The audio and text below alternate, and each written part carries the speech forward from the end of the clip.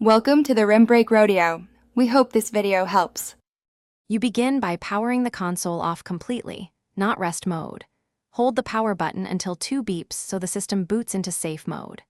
Once in, make sure your DualSense is connected via USB and paired by pressing the PS button.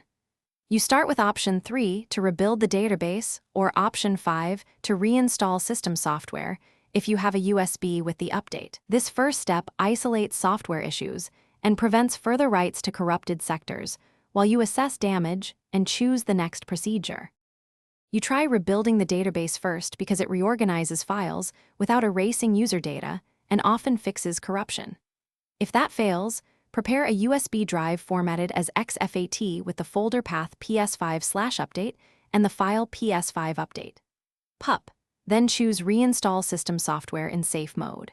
Make sure to backup saves to cloud or USB beforehand if you still have access, since reinstalling will remove all data. This approach balances minimal destruction first, then full reinstall only when the corruption persists or files are unrecoverable.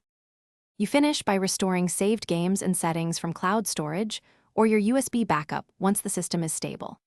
If the PS5 still shows read/write errors or frequent crashes, check storage health within settings. Consider reseating or replacing the internal SSD following official guides because hardware failure mimics corruption. If problems continue, record error codes and timestamps, then contact Sony support for escalation. One key troubleshooting tip: always test with a different known good USB drive.